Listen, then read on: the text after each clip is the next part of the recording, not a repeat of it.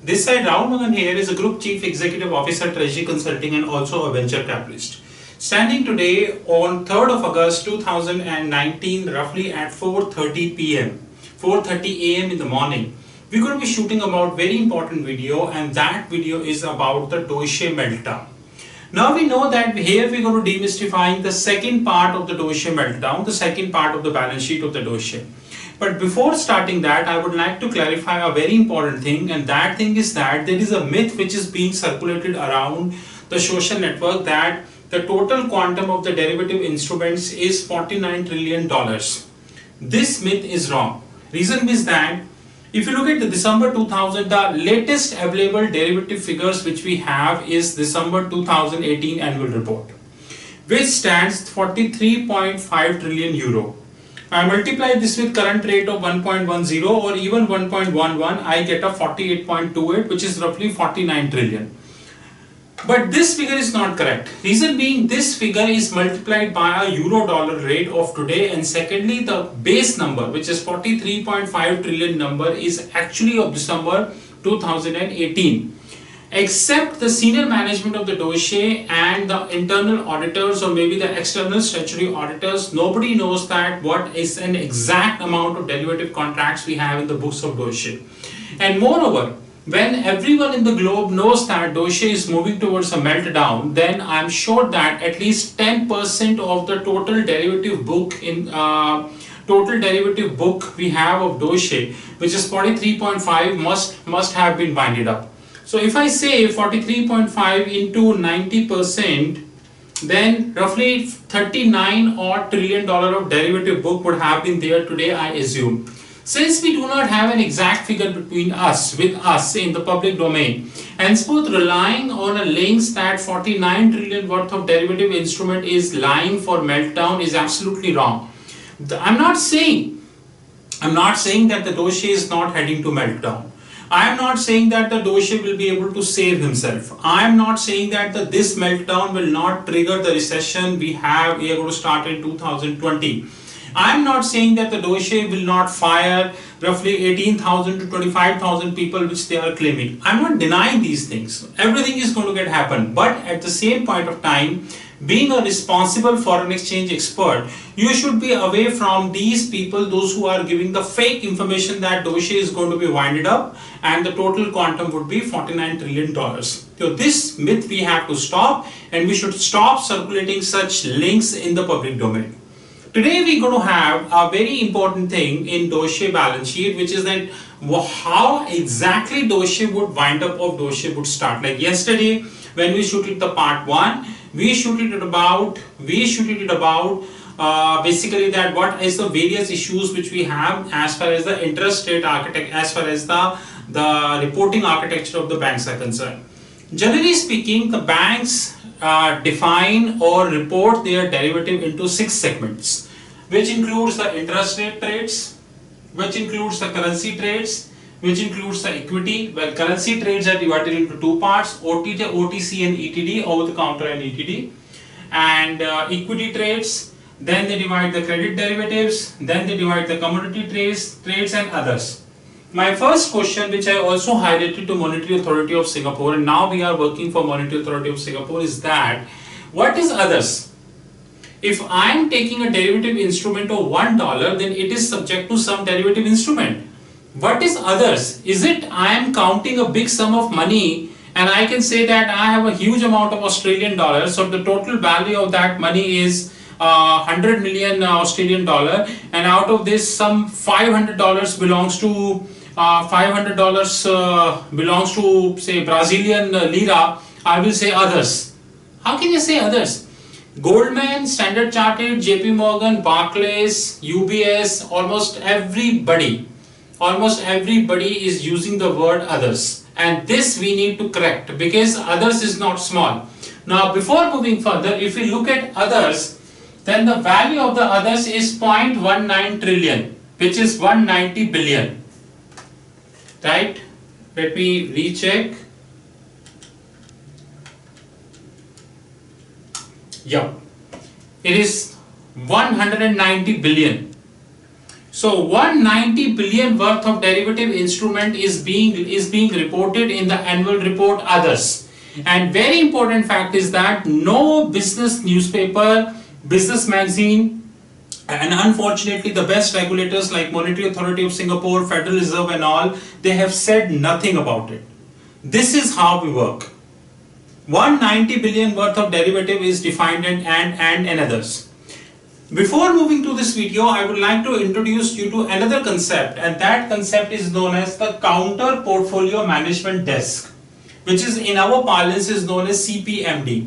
Of course, we're going to have a separate video about CPMD, but nowadays what is happening like today, not today, yesterday. Yesterday, 2nd August 2019, there is a report which came in the public domain, which suggests that actually 2 reports came from Singapore. Being a Singaporean company, we always get that report. 2 reports came from Singapore. One report came from MAS, Monetary Authority of Singapore, who is all set to issue the revised guidelines about the cloud uses of the banks. So Monetary Authority of Singapore is using the revised guidelines about the cloud usage of the banks. So how banks are going to be using their information on the cloud. But this we are not discussing. Another report came, the top 3 bank of Singapore, which is 3 pillars, which is DBS, Development Bank of Singapore, UOB, United Overseas Bank, and OCBC. Unfortunately, people believe that all 3 are owned by government. No, UOB is owned, DBS is owned by government, Development Bank of Singapore, while UOB and OCBC are held by the private families, right? But anyways, let's move further. The news is that DBS, UOB and OCBC are moving towards XVAs. There are 7 XVAs which we have, now 8. DVA, Debit Valuation Adjustment, CVA, Credit Valuation Adjustment, MVA, Margin Valuation Adjustment, FVA, Funding Valuation Adjustment, KVA, Capital Valuation Adjustment, COLVA, OIS, Overnight Index Swaps, and LVA, Liquidity Valuation Adjustment. All these banks are moving towards 7 DVAs. They have mentioned XVAs. XVA means the 7x in our FX parlance means the total, okay? But they have raised a concern on the CVA. We are going to discuss this later. We're going to have a separate video on this topic. But the moral of the story is that this report would have an implication, or this report is having a link with the Deutsche as well.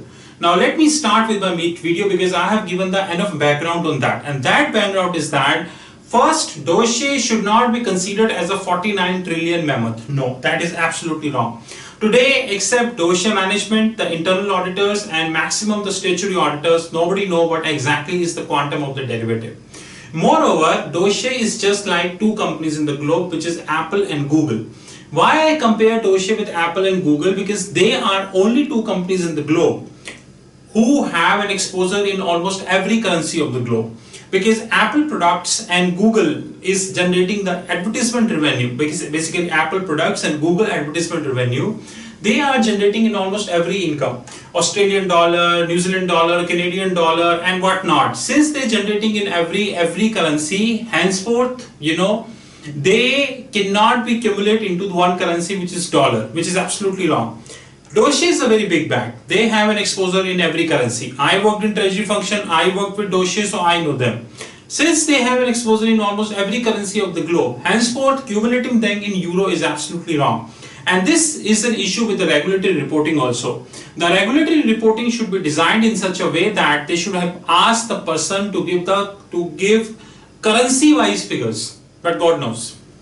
Since these XVAs are coming into picture, the banks have started making another department in the front office, which department is known as CPMD, which is Counterparty Management Desk. Counterparty Management Desk is actually working on 2 XVAs. One of them is CVA and one of them is DVA. But their primary focus in CVA, which is Credit Valuation Adjustment. Today, the big boys like Goldman, JP, Standard Chartered, I think probably Singaporean, all 3 Singaporean banks, now they all started making this department, but big US and the European banks already have this department, which is Counterparty Portfolio Management Desk. I'm sure as XVA will get live in 2020, according to the law, there would be many vacancies, job opportunities which will come in the public domain by the banks, those who can come and join this department. and I am sure the reporting architecture of CPMD should be in link with the front office. We're going to have a separate video in that regard, please be rest assured. Now Deutsche, since they have this 6, interest rate trades is predominantly OTC, currency trades is OTC or ETD, over the counter and exchange traded, equities is both OTC and ETD, credit derivative is mostly OTC. We raised a red flag on Deutsche credit derivative that if the total derivative book, if I add this, all numbers are in euro and trillion. If I add this, the total is 43.5. Now if I add 43.5, how come the credit derivative component is just 0.85? This red flag we have raised in Deutsche. So in simple, I would say 0.85 divided by 43.5, which is roughly 1.95%, or flatly you can take it as a 2%. So effectively what I wanted to say is that 2% of the total derivatives, and that is December 2018 figures, because this is the latest figure which is in the public domain. I as a company, as an individual, do not want to violate any IP, henceforth I don't have any other figure. So out of this 43.5, I only have one figure which is December 2018, and out of which 43.5 trillion, 0.85 trillion is the credit derivative, which means that is 2% of the derivative is covered under CVA. It led to 5 questions in the Demystifying Deutsche books. Basically, once we talking about Demystifying Deutsche in part 2, it led to 5 questions. Number 1, is the credit valuation adjustment subject to 2% of the derivatives of Deutsche? I can do it again. 0.85 divided by 43.5, which is 1.95%. I took it 2. Question number 2, is the CPMD, Counterparty Portfolio Management Desk, has just been established, or it was already there? Even in both the condition, are they not taking position in the credit derivative? Point number 3, nowhere in the annual report they have mentioned this categorization of 0.85, which might include single name CDS, multi name CDS, single trigger, multi trigger, single barrier, multi barrier, single basket, multi basket, first till default, second till default, and a third till default. The total composition of 0.85 trillion is not there in the annual report, and that is the mistake of the regulators. Because our regulators are busy in doing big festivals. November is a month when 2 big regulators of the globe, and we are present in both the countries. We're going to attend both. One, Monetary Authority of Singapore, one, HKMA, Hong Kong Monetary Authority. Monetary Authority of Singapore would do Singapore FinTech Festival from 11th to 16th November, while Hong Kong Monetary Authority will do Hong Kong FinTech Festival, which I think is 4th to 9th November. Basically both doing for 5 days. Hong Kong doing earlier, 5 earlier, and Singapore doing later. If we were to spend that amount of money in improving this architecture, then we would have saved trillions of dollars for the economy. I don't know how much amount of money would be spending on these 2 events, mega events I would say, but before money, the biggest question is the time.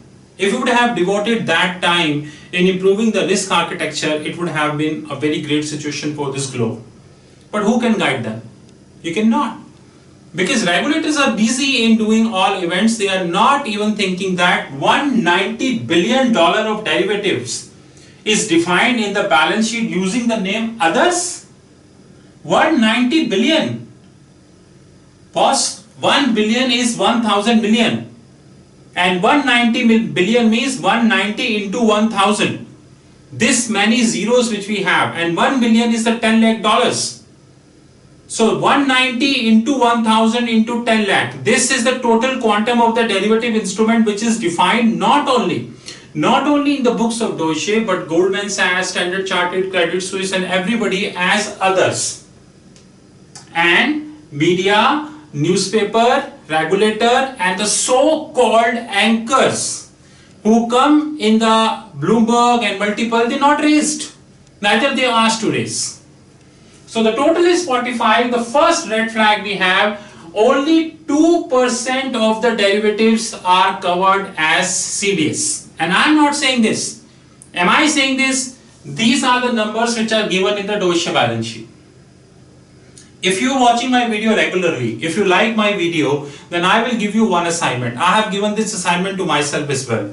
Download the last 5-year annual report of DB, which is in the public domain. So there is no IP infringement which we are doing. Download the last 5-year annual report and compute this ratio. 0.85, because every year it would be different. You would get to know it is between 1 to 2%. And compare this ratio with another big banks, Goldman and all. You would get to know that they are not only making people foolish, but they think that everybody is an idiot. But let's move further. When the meltdown happened, assuming it is 43.5, the biggest question is the mark to market. And the biggest red flag second is that 35.5, first of all, let me clarify that this figure is in billions or millions where it is specifically mentioned. And this is the net mark to market. So this has been taken from DB balance sheet, DB annual report. Net mark to market means positive mark to market, net of negative mark to market. Because some derivatives are positive mark to market, some derivatives are negative mark to market. We have not raised a very important concern about the hedge accounting. That we're going to have a separate videos about hedge accounting soon. We start a series of the videos on the hedge accounting when we talk about hedge accounting for banking derivatives. But that we are not discussing. So today, for this video, we are assuming that whatever hedge accounting method they are using is absolutely accurate, or there is nothing wrong in that. I know this assumption is not valid, but for a minute I am taking that assumption. Now the question is that 35.59 trillion worth of derivative is having mark to market 21.23 billion. God is very great. God is very great. Let me have the ratio. 21.23 divided by 35.59. I convert trillions into billions. I hope you know 1 trillion is 1000 billion. 0.059. 0.059. So the net mark to market coming from 35.59 trillion interest rate derivative is only 21.23 billion, which is equals to 0.059 or practically 0.06 maximum say. In fact, you cannot say it is 0.059%. If I use my FX mind and shift the curve by 1 bips, 35.53 trillion multiplied 1000, 35530 billion. If I shift by 1 bips into 0.0001, then that is 3.5 billion. 1 basis point can shift the value by 3.5 billion, and DB want us to assume and have a faith in the figures provided by this number, provided in the form of this number. This is red flag number 2. And the surprising element is that credit derivatives are having negative mark to market, and that too very small. So credit derivative is having 0.85 trillion and the net mark to market is 184 million. Let's compute that as well. 184. Now here I will convert trillions into millions. 0.85 into 1000 into 1000. Because 1 trillion is 1000 billion and 1 billion is 1000 billion. 0.02.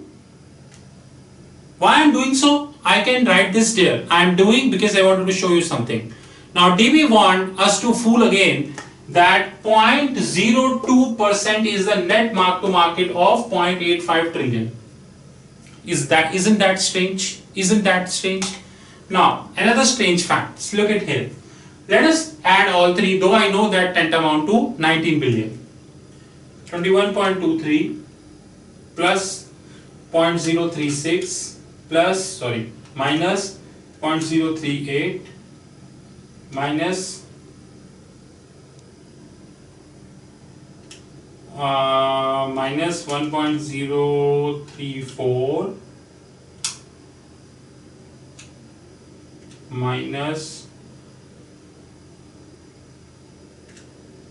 184 plus 157.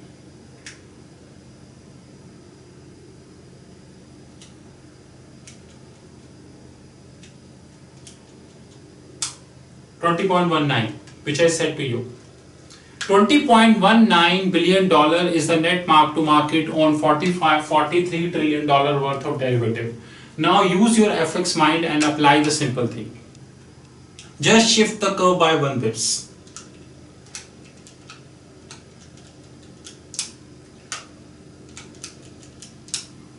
$4.35 billion. If I shift the curve by 1 bips, the net value is 4.35 billion. I have not computed duration, dollar duration, convexity. These all are big things. I have not computed that. Now, DB want us to rely on this. Thank you. Let's move further. DB is a big bank. They would have all interbank partners in place. That's for sure.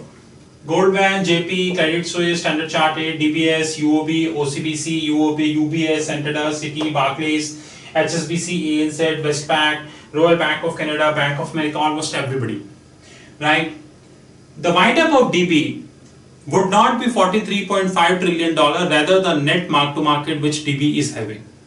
Now this net mark-to-market, this $20 billion is divided into 3 parts, L1, L2, L3. L1 means mark-to-market, L2 means mark-to-matrix, L3 means mark-to-model. If you are new, L1 means observable variable is 100% while non-observable is 0. L2 means observable variable is 99%, alternatively non-observable variable has to be 1%. L3 means the non-observable variable is 99% while observable is 1%. L1 is mark to market, L2 is mark to matrix, L3 is mark to model. L4 is also coming, which is mark to market model, that would hit in October 2023. So for that we need to relax now. Now this would have the following implications. Number 1. So once the wind-up will start, we should not focus on this, we should focus on this. But it would have the following implications. Number 1. It would have an impact on the side ISTA and the CSA agreement between DB and corporates. Of course, like my ex company EXL is having a ISTA with DB, SCL is having ISTA with DB. This ISTA would wind it up, mark to market would wind it up.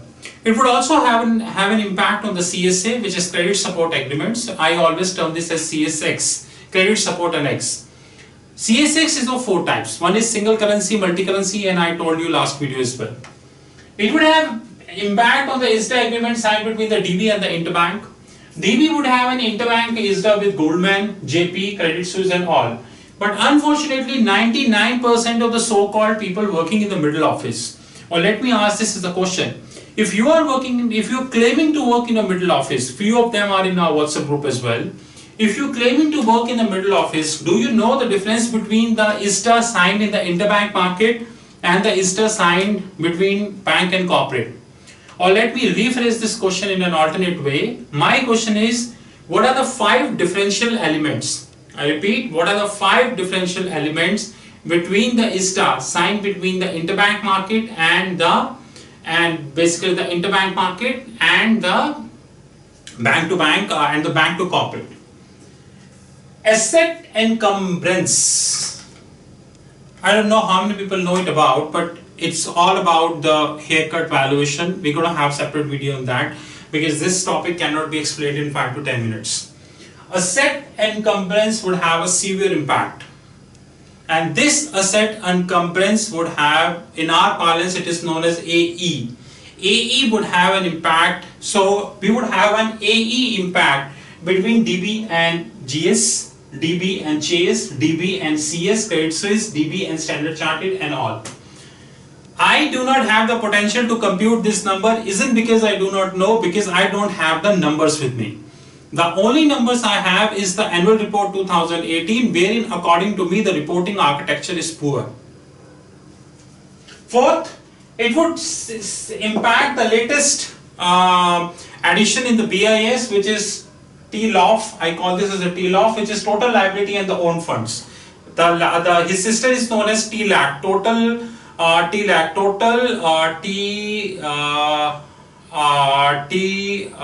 one minute. This is TLAC. Basically, I am forgetting the full form of the TLAC. but TLAC means that how much additional capital do you have in case if due to a recession, total loss absorbing capital, TLAC, total loss absorbing capital. So TLAC means that if due to recession or any banking event, the first layer would have how much buffer you can give, so that this recession will eat that buffer and the basic capital will remain intact. That is TLAC. But TLOF is the latest edition. Fifth, CPMD, counterparty management desk, counterparty portfolio management desk. I don't know how many banks have that, but I'm sure all the biggies have. Goldman, JP, Standard, Citi, DB, and big European banks have that. Unfortunately, this is something not being taught in the business schools, but we need to see, we need to let people know. According to my estimation, a very good consultancy work and a very good jobs would be getting live soon in the market about the CPMD, but people are not prepared. Very importantly, like today we have a news about XVAs. All three top Singapore banks are moving towards XVA, but their worry is CVA. This entire wind up, 20 billion. An idiot will say this, please.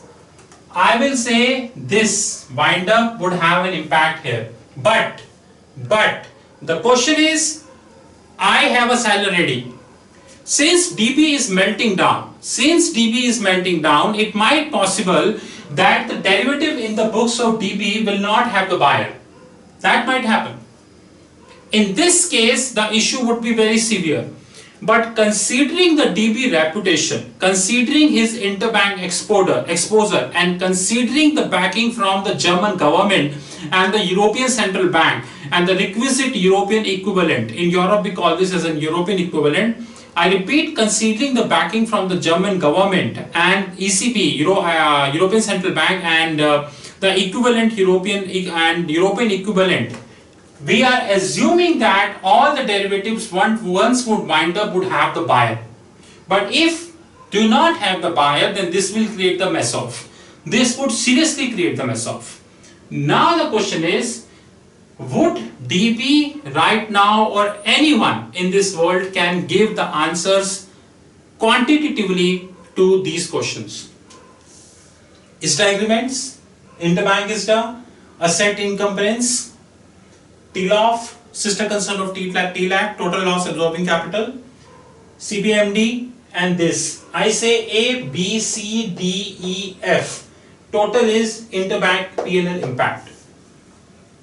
I do not have the mathematical answer. Reason, I don't have a big team who can compute this. I need sophisticated models. Few I have, few I don't. Most importantly, I do not have the data. And most importantly, forget the data. This data is not there in the public domain. To get this data, I need to go to the senior management of the DB, maybe the internal auditor, maybe the statutory auditor. I doubt whether, even if I have all three, they would give me the data. So, in the second part of demystifying DB balance sheet, I try to conclude that this meltdown will not be easy. It would not be easy for DB to wind up all 43.5 trillion worth of derivative, which I am assuming is same as we were in December 18. Many factors to conclude, the buyers and all these factors to conclude. With this, Treasury Consulting would like to thank you very much, and we are very pleased to share that on 3rd of August that Julia, our derivative bot, has crossed almost all hurdles in the globe, and we are ready to launch Julia. Hopefully anytime between 17th August to 27th August, Julia would be live. Now everything would be pending on me, how fast I put up the data. The more fast I put up the data, the more earlier Julia will come. We are coming up with the push sliders, we are coming up with the live FX rates in Julia, and everything we are coming. And today, before winding up this video, I would like to let you know that we are also starting another project, which is known as the Project Smith. Project Smith would make fixed income.global like a Bloomberg, whereby 650 FX combinations. I am currently assuming 650, but it would be more than 800 actually. 650 FX combinations will come in the public domain. Except Reuters and Bloomberg, there is no one who is giving all such level of combinations in the public domain, but Treasury Consulting would do. With this, I would like to thank you very much and would repeat that if you have a zeal in FX, if you think you can make wonders, if you think the God has choose you for financial market, then I have a WhatsApp group for you, provided you have credentials. With this, Treasury Consulting, thank you very much.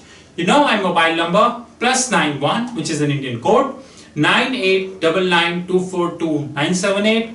You know our fixed income platform www.fixedincome.global, which would soon be an Amazon in finance. Thank you and have a great time.